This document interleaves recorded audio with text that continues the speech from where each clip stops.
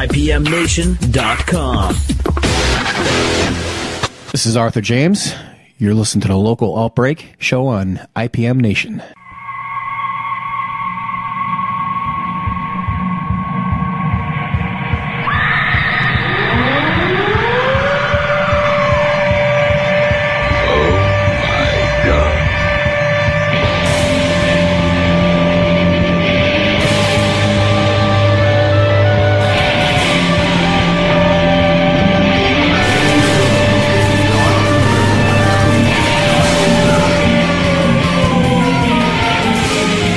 Local Outbreak on IPMNation.com. This is Matt from IPM Nation, and we are here as we are every Tuesday night at the studio at 50 Canal Street in downtown Laconia. Funky little gift shop and art gallery. Very cool place. Please support your local businesses. Very important. The studio at 50 Canal Street, and you can also check it out online, thestudionh.com. And we're also sponsored by Central NH Events. If you need a DJ for your event, go to centralnhevents.com. And Tim Martin does a great job. And we are here tonight with a returning guest. We have Arthur James with us. Arthur, how are you? Pretty good. Good to have you back. And you've got a new CD, which I'm holding right here in my hands, Me, Myself, and I. You are correct. And let's see, when did this come out? This is a pretty new release, right? Pretty recent, yep. It came out, well, it was supposed to come out on my birthday, which would have been September 19th. And due to circumstances beyond our control, it got pushed back a couple different weeks. Yeah. So the beginning of October was when it was pretty much available to the public. Oh, okay. So brand spanking new. Where can people get it? You can go to arthurjames.org, and you can either buy it directly from me. I'll be glad to mail it to you, autograph it if you want it autographed. Of course, I have to break the Ebola seal on it. So you take your life in your hands when you do it that way. That's right. There's also links on the website where you can go if you're one of those downloading type people that like to listen to stuff on the iPod or iPad or whatever it is nowadays. Yep. You can go to CD Baby. There's links in there where you can download either the CD or you can do the individual MP3 tracks. Well, why don't we'll play something and then we'll come back and chat. What do you want to play to open the show? Well, let's start with the first song on there, 292 Nashua Street. All right, very good. So this is 292 Nashua Street from the new Arthur James disc, Me, Myself, and I, here on Local Outbreak on IPM Nation.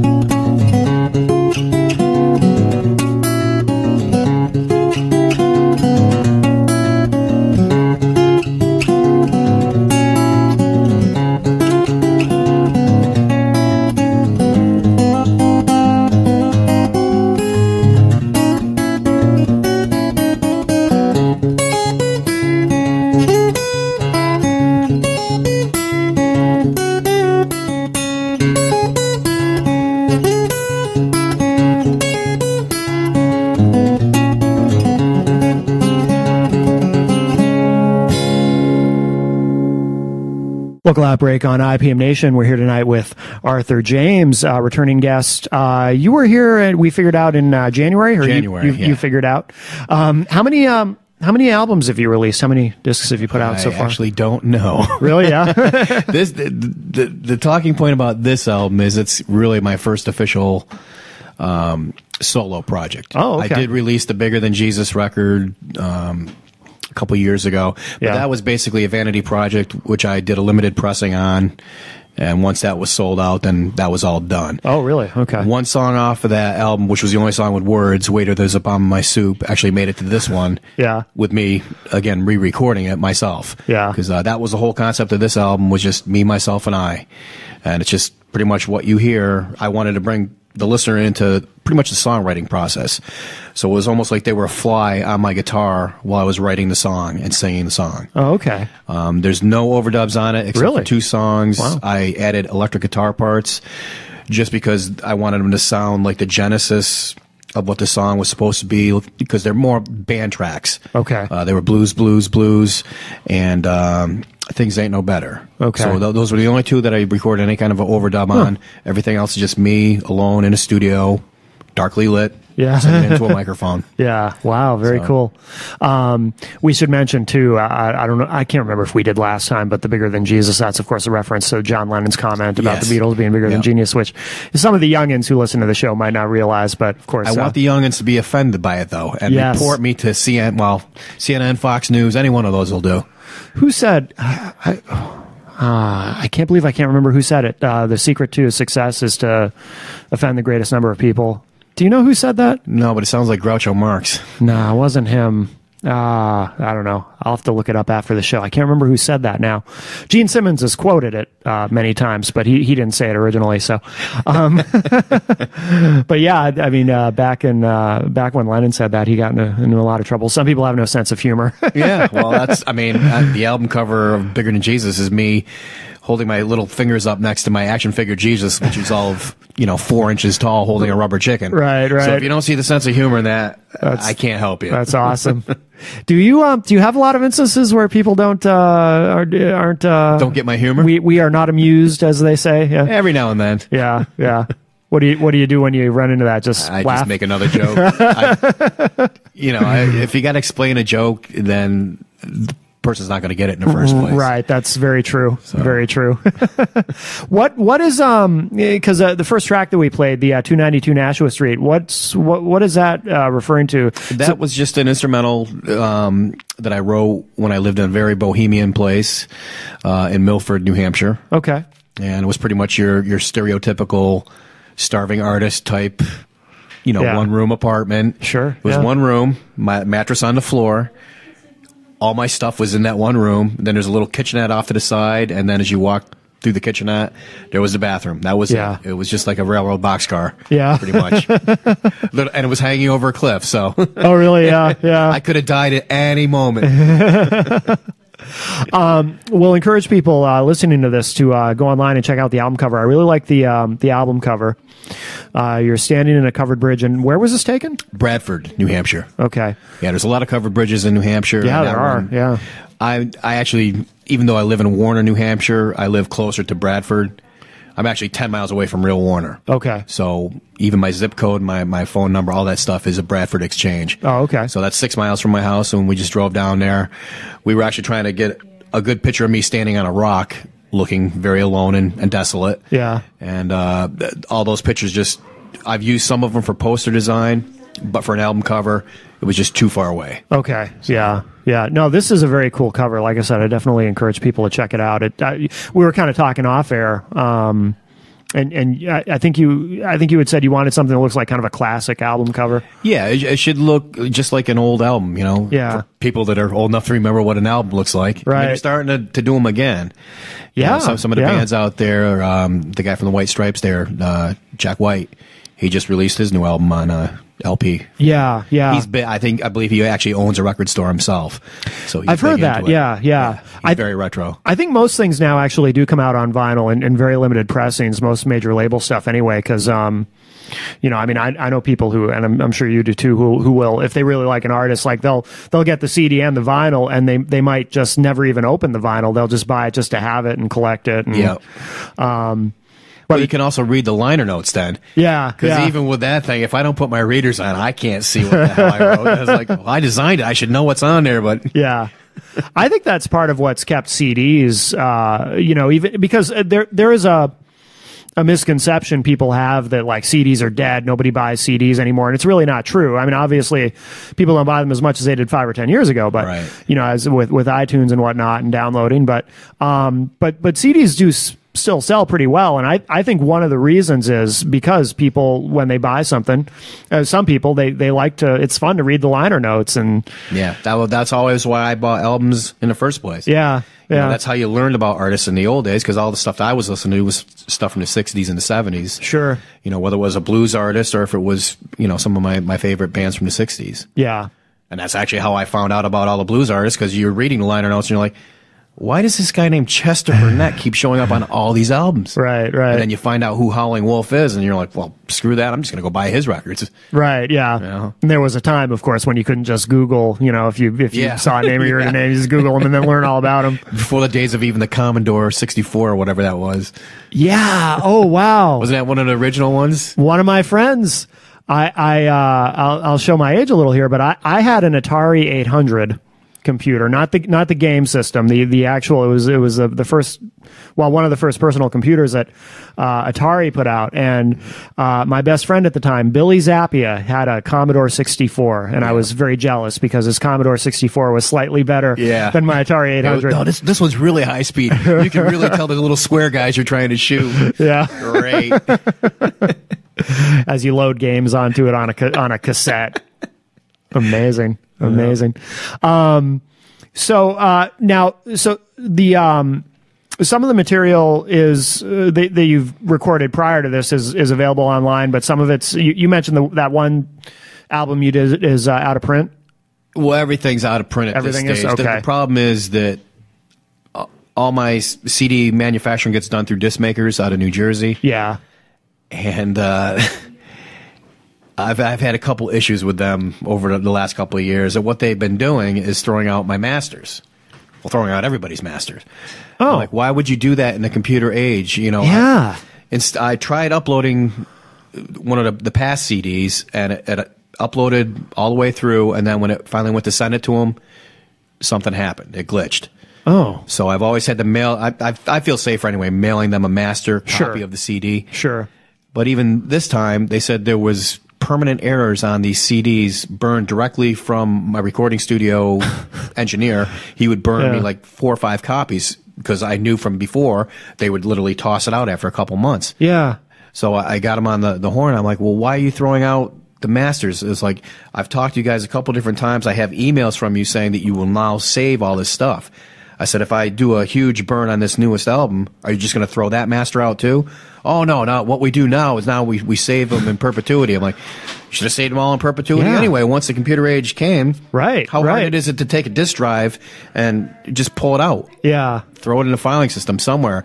It's like when you know these guys are going to be continuously burning CDs and reordering, why would you not want to save that on file to make your customer's experience a lot easier? Right, of course. So that's what they saved a lot of the artwork, which I don't understand. If you can save the artwork, why can't you actually save the master? Because they have to burn it into their own computer system anyway. Right. And then they make their own master disk off of your master disk. Yeah. So even if they throw out my master disk, why don't they save theirs? Right. Yeah. Because that's the one they're going to print off of in the first place. Right. Why is that not saved? Yeah.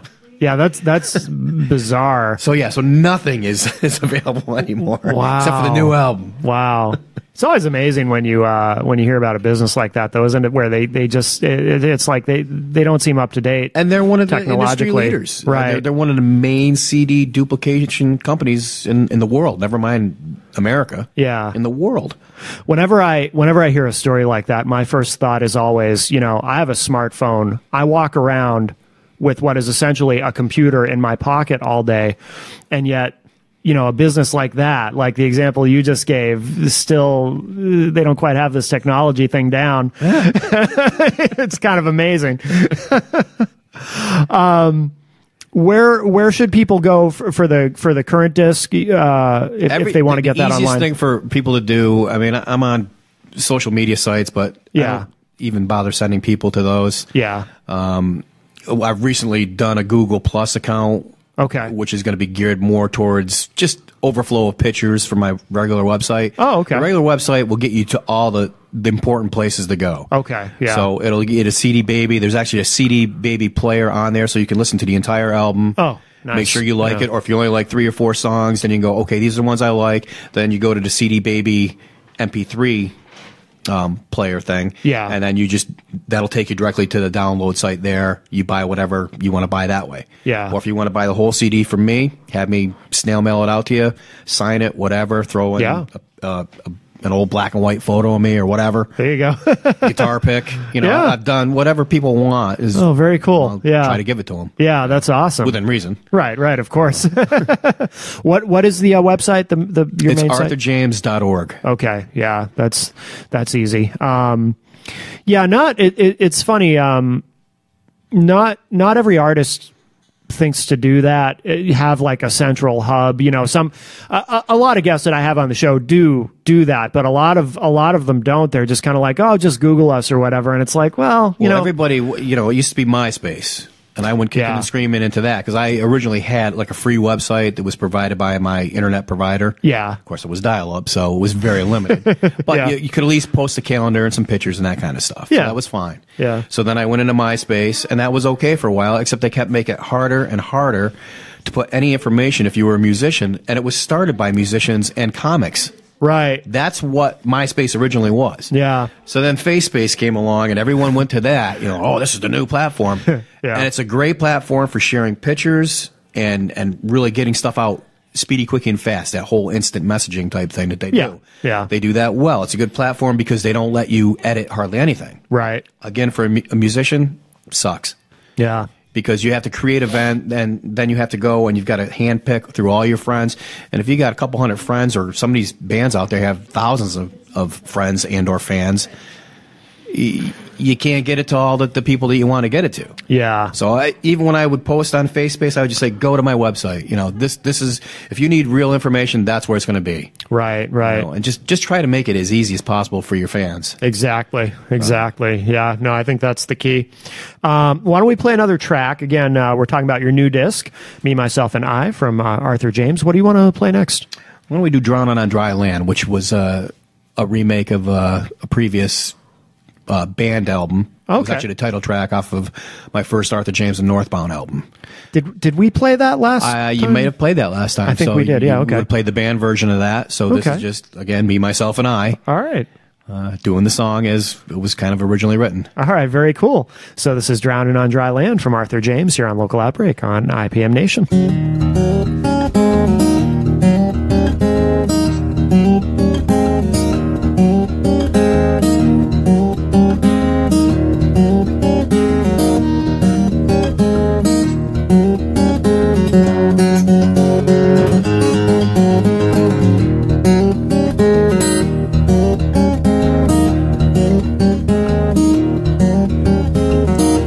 Slow, can't catch my breath.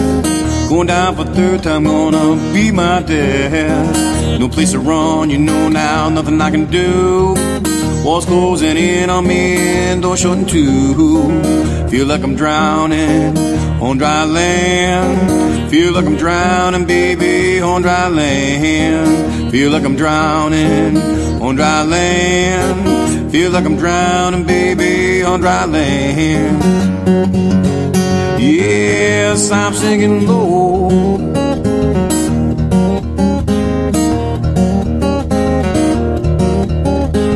So little time, so much to do.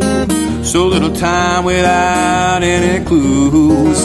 It's been around, and it's just like a top. Nobody told me, man, you better stop. Feel like I'm drowning on dry land. Feel like I'm drowning, baby, on dry land. Feel like I'm drowning on dry land. Feel like I'm drowning, baby, on dry land. Yes, I'm sinking low, way down, way low.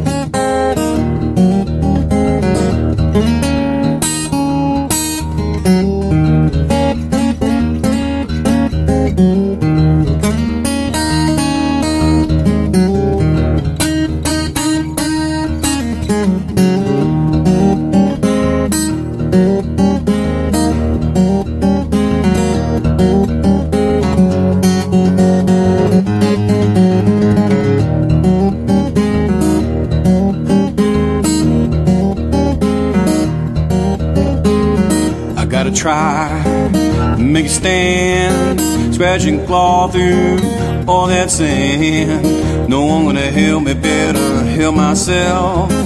Put all my words up on the tallest shelf. Well, I can make it, you know I can. Don't wanna drown, baby, on dry land. Don't wanna drown, won't wanna drown, won't wanna drown, honey, I ain't going down. Ain't gonna drown on dry land. Oh no, not me. Ain't gonna drown. Oh no, not me.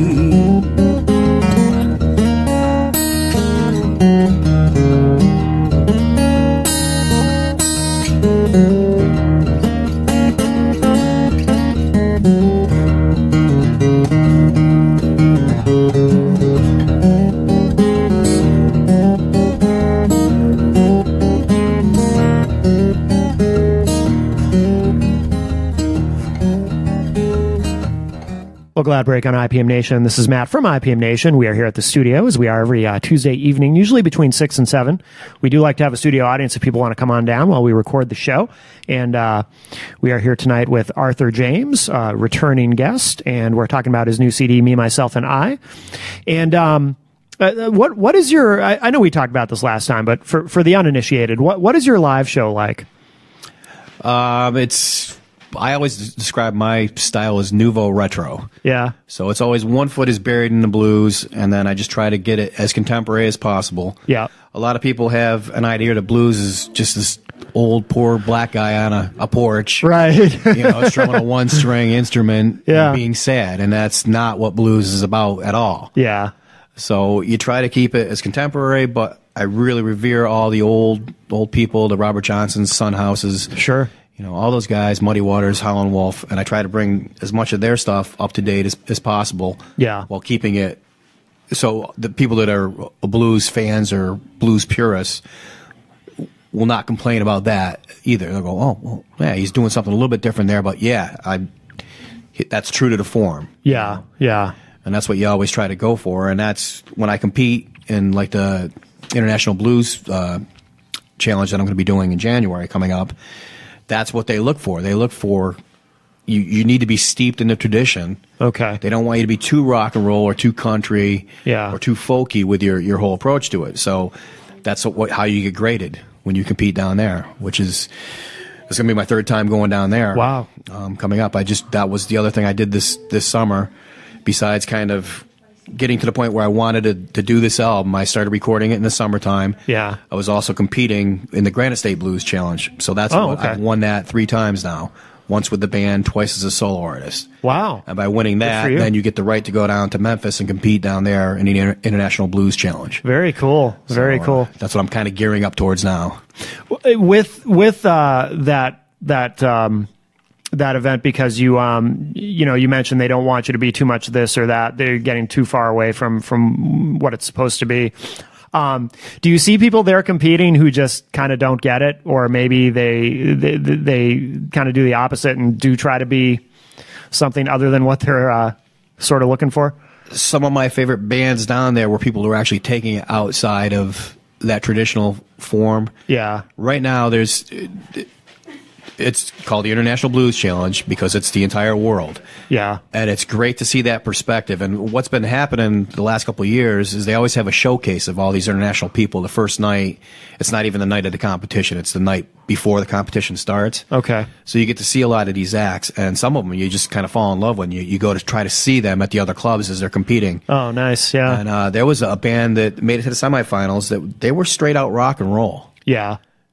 I believe they were from Norway. There seems to be a really good Scandinavian blues scene, and the Germans are doing outstanding. No kidding. Every year, it's like the Germans are in either the solo duo finals or the band finals. I mean, they're great. And a lot of good Canadians as well. Yeah. So if you can stand your English with an accent, with some of these acts, I mean, that's where they lose points a lot of times if they sound too affected in their vocals. Oh, no kidding. Then because that doesn't translate quite as well. Sure, But sure. some of them, the English is perfect. It's dead on. No kidding. You know, so they're staying true to that art form, but they're doing their own particular take on it. Yeah. And that Norwegian band was, like I said, they were playing straight ahead rock and roll, but it was Yeah. all heavily blues influence, and Sure. I got it.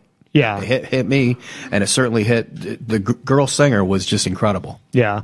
I mean, you couldn't take your eyes off her. She was just hitting notes that were incredible, and she commanded the stage. Yeah. How many artists compete in this?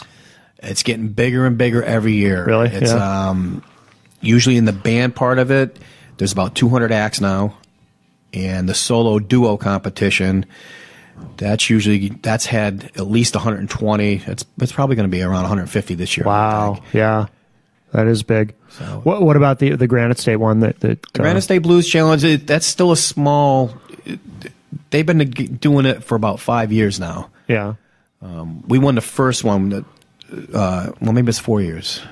2011, I think, was when we went down, or maybe we won it in 2010. Went down because it's always in January or February is when you get down to Memphis, and you compete usually like 6 to 8 months out, so that you have time to raise some money. Okay. Yeah. Which is why I need people Sure. to buy my CDs. Yeah, no because kidding, that's yeah. all going towards the fund. Yeah, yeah. Until I get back from January. But I lost my train of thought.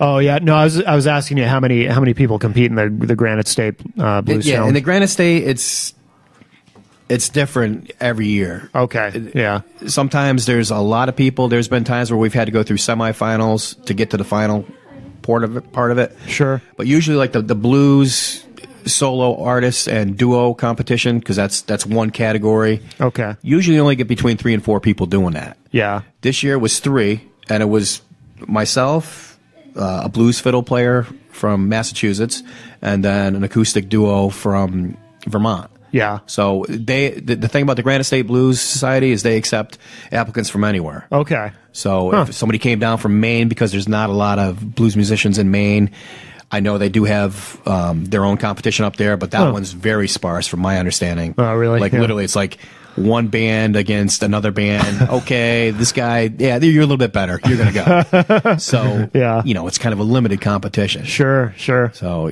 they're always trying to get more. So that's why the Granite State tries to be all encompassing. Yeah. Because Vermont doesn't actually have a blues society right now, as far as I know. Oh, okay. So a lot of them, they will come over. And one of the guys, Dave Keller, actually won it a couple years ago with his band. Dave Keller. Dave Keller's from Vermont. Okay, I was going to say that's He's outstanding. familiar. Okay, I think I've heard him. How do you approach these challenges? Is it important to you to win, or do you just approach it more from I'm just going to do my best and Well, you don't go in there trying to lose, but right. no, Because some in people, New Hampshire, people put a lot of pressure on themselves in these situations. you and see some a people lot don't. more of that actually. I think down in Memphis, and they I warn bet. you when you get down there. It's like Cutthroat. you're probably not going to win. Yeah. The whole point of going down there is networking, meeting people in Sure. the business, maybe getting picked up on a tour. What happened to me last time was, even though I competed as a solo artist, because you go to all the different jams, people saw me playing drums. Yeah. And one of the German bands, the drummer blew his appendix. Oh, wow. So one morning I was eating breakfast, and everybody started pointing at me. And I thought I had egg or pancake on my face. And I'm like, what? And they're like, what are you doing tonight? And I said, well, my friends actually made the finals.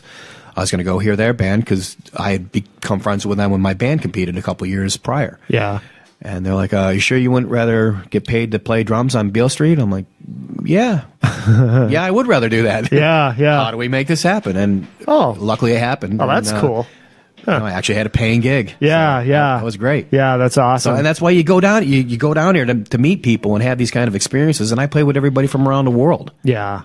Where am I going to get that around here? Right. I can go to Pittman's and play there, and maybe I'll get 1 or 2 people from a different country may show up if Sure. they're in Laconia. Yeah. But that's not going to happen. Right. You got to go somewhere. You got to try to make your own opportunities. Oh yeah. Yeah. You got to make your own breaks. Yeah. So, absolutely. When I compete in New Hampshire, everybody knows me, and you just go up there and you do your best.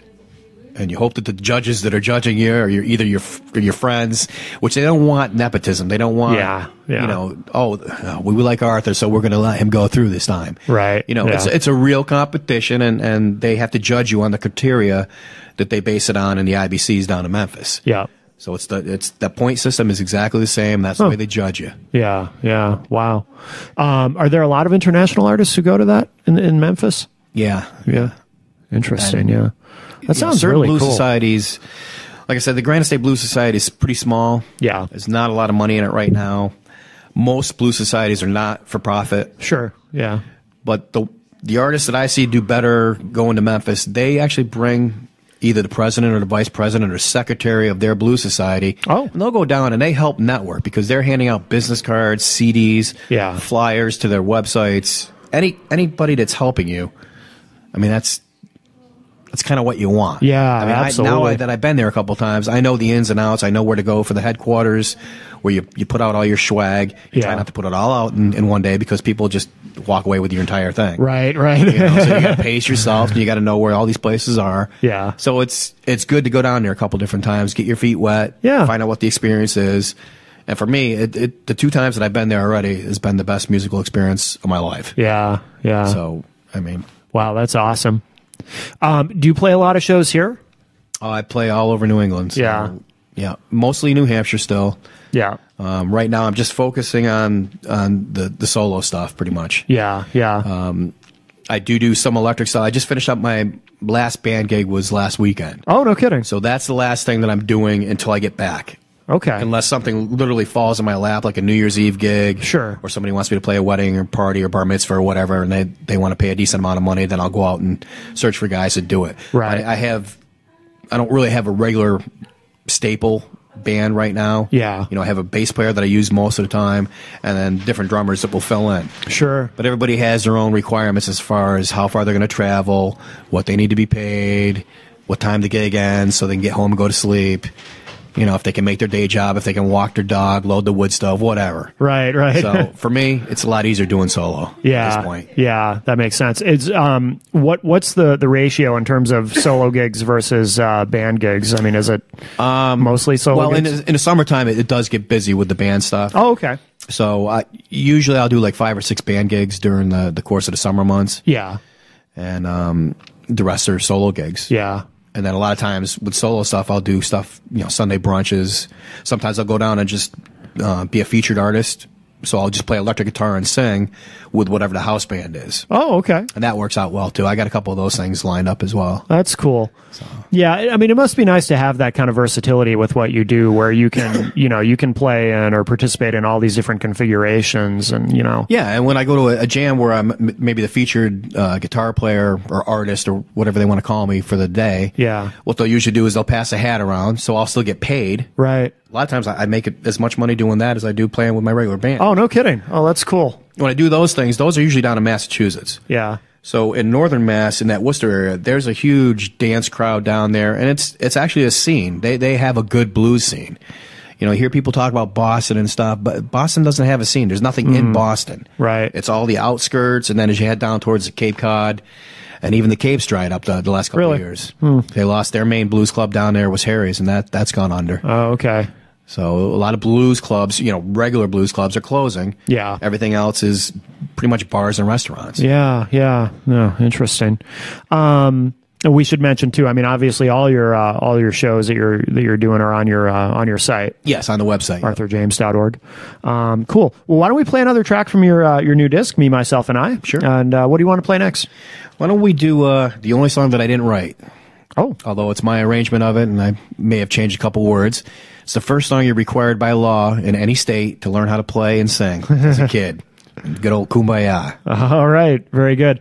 So this is Kumbaya, as done by Arthur James from his new disc, Me, Myself, and I, here on Local Outbreak on IPM Nation.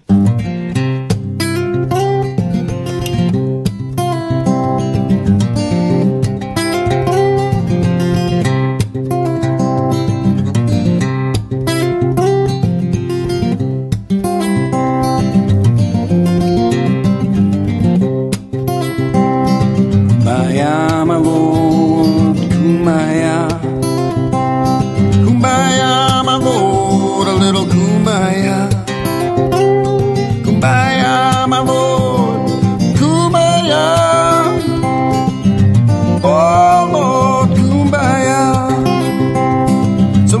singing, Lord, now kumbaya. Someone's singing, Lord, a little kumbaya. Someone's singing, Lord, now kumbaya. Oh, Lord, kumbaya. Someone's dancing, Lord, now kumbaya. Someone's dancing, Lord, a little kumbaya. Someone's dancing, Lord, I said kumbaya. Oh, Lord, kumbaya.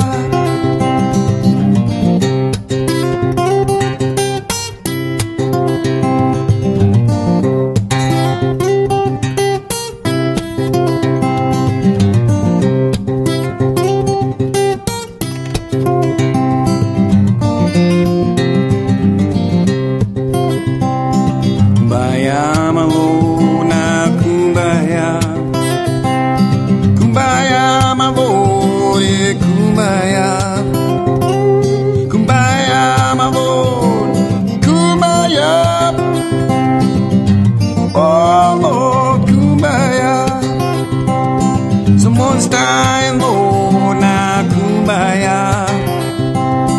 Someone's dying, Lord, kumbaya. Someone's dying, Lord, kumbaya. Oh, Lord, kumbaya. Someone's living again, now kumbaya. Someone's living again, I said hey, kumbaya.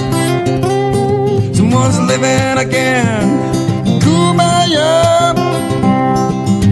Oh, Lord, kumbaya.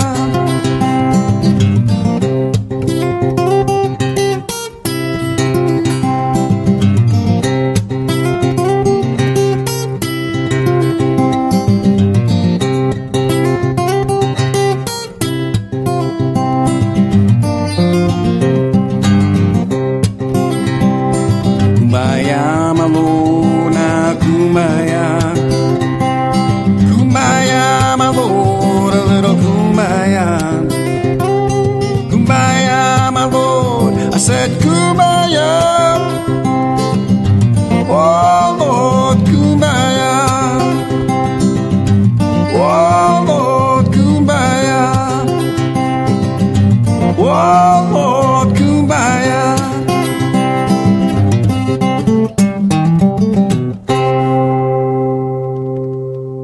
Local Outbreak on IPM Nation. This is Matt from IPM Nation, and we are here tonight with Arthur James at the studio. And I do want to remind everybody, of course, the studio is at 50 Canal Street in downtown Laconia. Funky little gift shop and art gallery. The holidays are coming, so this is a good place to do your shopping. Very, very cool place. TheStudioNH.com is the website if you want to check it out online. Please support your local businesses. Very, very important. Speaking of local businesses, if you need a DJ for your event, you can hire Mr. Tim Martin. He does a phenomenal job and is a big part of what makes this show possible. From Tim Martin from Central NH Events, go to centralnhevents.com.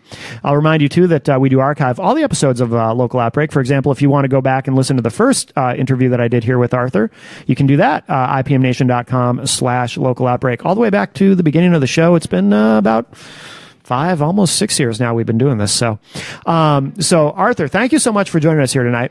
Thanks for having me. Before we start to wrap up, completely, this just kind of popped into my head. So kind of off the beaten path. But as a guy who really knows the blues, I have to ask you, because I had a conversation with someone about this just recently. How do you feel about Led Zeppelin? And you know why? And you know why I'm asking this. Do they owe you money? Well, I'd have to get in line if they did. I like Led Zeppelin. Yeah, but they do rankle me quite a bit. Yeah, because anybody that will go and take Howlin' Wolf's name and Willie Dixon's and Sonny Boy Williamson and all those great guys and just take an eraser and go, Plant and Page, yeah, that looks good. Right. I mean, you listen to him, he's doing a dead-on Sonny Boy Williamson impersonation on that second album. He's playing harmonica like him, he's singing him. It's a perfect mimic of him. Yeah. And then they just erased his name and put Plant and Page. Are you out of your mind? And of course, for those who don't know, I think it's fair to say Led Zeppelin is the most plagiaristic band in the history of music. Not just blues artists either. Like, I was stunned. Like, they stole from Joan Baez of all people. There's a Joan. I don't remember what song it was. Also, they complain about like lyrics and everything. Heaven being stolen from Spirit. That was recent. That lawsuit. Yeah. I mean, I don't know how many times they've been sued, but we used to have a show on IPM Nation called Retro Spectrum Radio, and Paul Cormier was the host, and he would do these theme shows, and he did a Led Zeppelin theme show, and I had no idea. He would play the Led Zeppelin song, and then he would play the song it was taken from, and I think there were probably maybe upwards of 15 different examples of blatant plagiarism, and I had no idea. Yeah, I've seen it. It's in the high teens. I've seen the list. Yeah. And then you go back and, like you're saying, you listen to the things and you compare them. The thing that gets me, Jimmy Page he learned that really from the Yardbirds, because the Yardbirds used to do the same kind of thing. Oh, did they? Okay. Yeah. And that was par for the course for the day to a certain extent, especially with the British bands that were paying tribute to the blues artists of America that they really dug. Yeah. But by the late 60s, you already knew there was money to be made. So when there's money to be made, and then you're just all these guys that you supposedly respect, and Robert Plant is a genius with all that old blues stuff. Sure. He knows the most obscure of all the people. Yeah. Dating back to the early origins of blues, long before Robert Johnson and Son House even. Sure. So for a guy that's that knowledgeable to willingly just go, well, I'm not going to say anything, I'm just going to Plant Page, I'll get it. Right. Come on. Yeah. So, I mean, I do like them. I like what they did on a lot of the songs even. Taking them and doing their own thing with it, however bombastic and overtly sexual it was. I mean, that's what the music was in that day. Yeah. So. Yeah. For that, I give him an A. For the stealing, I give him an F. Right. Somebody said to me once, well, what about Elvis? I mean, he did all these songs written by black musicians, and I'm like, yeah, but there's a big difference between, covering a song or recording a song that somebody else wrote and giving them credit. Yeah. And usually Elvis did. Stealing. Or, the thing was, like, with that Kumbaya on there, nowadays you see it written as public domain. Yeah. Like, I had to look it up. There's no copyright issues with this song. Right. So, in the old days, you would see trad arranged by, when you could actually read it on an album cover again. Yeah. Like, all the songs were trad arranged by. And they finally got out of that because that trad actually had a real name attached to it, but nobody... It was before the days of the computers, so no one wanted to take the time to look it up. Right. And then, half the guys were dead anyways. But if it was an old, poor black guy in the South, they had no phone, no mailing address. Right. And he died, and his family is entitled to that money. None of that money was getting handed to anybody. Right. Willie Dixon was the guy that really went out of his way, and especially after all the Led Zeppelin stuff, because he had to sue him as well. He started the Blues Heaven Foundation or whatever. So that was to get the money to a lot of these families. Yeah. And Robert Johnson's family finally received some money. Good. Certainly he's never been covered. Right. Jeez. There's somebody, this music industry guy, Michael Brandvold, he does a podcast that I listen to, and he was making a comment about how much fuzzy math and shady accounting there is in the music industry in general. He said more so than any other industry on earth. I'm a BMI registered performer. Yeah. You know how much money I've received from them so far for all my radio airplay and all that? 0.0. So, you try to contact them, and you get basically an automated response. Yeah. And the phone numbers, they bounce you around, and then eventually you get hung up on. Yeah, I'm not surprised. And I've talked to other people that have been registered, like, oh, yeah, it took me almost 20 years before I even saw a check. Wow. I'm like, I know my stuff is played worldwide on different internet radio formats and regular radio stations, terrestrial stations. Yeah. So recently I've signed up that they finally have a program for songwriters. You have to be a songwriter. You have to be affiliated with BMI. Yeah. ASCAP also has one now, too. I think it's the Smiths are trying to keep up with the Joneses. Gotcha. Because both of them, I don't know if SESEC has one yet, but I'm sure they will. Okay. So if you're a songwriter and you're registered with that company, what you do is you log in your performances. If I play Joe's Barbecue place in, wherever, then I keep track of the songs that I wrote that I did that night Like if I do 10 original songs, write them down, you chart it into their internet library thing there. You have to wait, again, the better part of 6 to 9 months. Sure. You're supposed to get a check. Interesting. So I've talked to guys that have done it and have gotten paid. Really? Good. And it does make a difference because now all the rooms that we're playing, it's not like the old days where you'd go in, somebody just give you, $75, $100. We're not going to tell the government about that. Right. Finally, sticking it to the man. Yeah, even though you're still getting paid 1979 wages. It was $100 is $100. Yeah, yeah. So nowadays, everyone is they're paying you by check, or you're getting the 1099s at the end of the year. So, you're getting that $100, but guess what? You're not. Right. At the end of the year, when you get that 1099 come in, you go, wow, now I owe a lot more money. That gig was nowhere near as profitable as I thought it was. So if I do start seeing some of these checks coming in from BMI, I mean, that will start to help pay some of those taxes. So that my $100 actually becomes $100 again. What's the name of that service? Because I think I've seen that advertised. It's BMI online. Live is the one I'm affiliated with. Oh, okay. And I don't know what the one ASCAP is because I'm not affiliated with ASCAP. Okay. So if anyone from BMI is listening, please pay me. People who aren't musicians or have never had anything to do with with being in the music scene don't know. I think how hard it is, and how challenging it can be financially and whatnot. Yeah, so well, that's why I've gone solo. As much as I have. Yeah. It's the only way you can really kind of break even at the end of the year when you're going to get hit with those tax forms. Yeah, it's the economics of it. Yeah, absolutely. Well, Arthur, this has been great, and the website again, it's arthurjames.org. .org. Okay, and that's got links to everything, and you can find out all your upcoming performances and all that. And we'll play one more track. You've got your new disc here, Me, Myself, and I, from Arthur James. And what do you want to play to wrap up the show? Let's close out with the last song. Is called Life, and it's another instrumental piece. Okay. It's one of those ones where I'm kind of thinking outside the blues box. There's a couple songs on the album that are a little bit different, like The Waiter, There's a Bomb in My Soup is more folky. Yeah. More of a protest type song.